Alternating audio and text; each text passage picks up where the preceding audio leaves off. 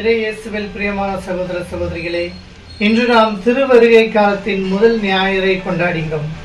இது இறைவாக்கினரின் ஞாயிறாக கருதப்படுகிறது. இந்த முதல் ஒளியானது நமக்கு கற்றுத்தரும் பாடம் என்னவென்றால், நம் உள்ளத்தை தயாரிக்க வேண்டும்.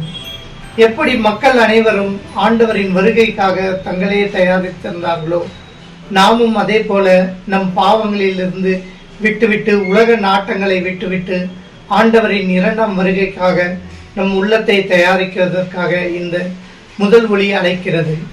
இரண்டாவதாக, இறைவாக்கினர் காத்து கொண்டிருந்தார்கள். மெசியாவின் வருகைக்காக, முன் அறிவிக்கப்பட்ட மெசியாவின் வருகைக்காக இறைவாக்கினர் காத்து கொண்டிருந்தார்கள். அதே போல நாமும் இடைவிடாமல் ஜெபித்து ஆண்டவரின் வருகைக்காக, இரண்டாம் வருகைக்காக தினந்தோறும் காத்து கொண்டிருக்க வேண்டும்.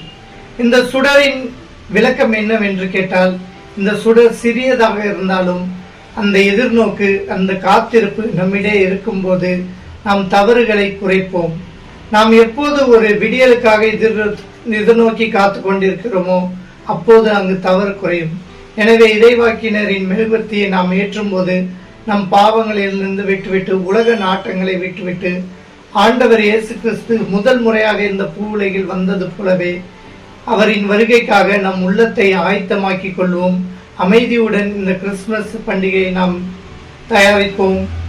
புனிதத்தில் வளர்வோம். ஆமேன்.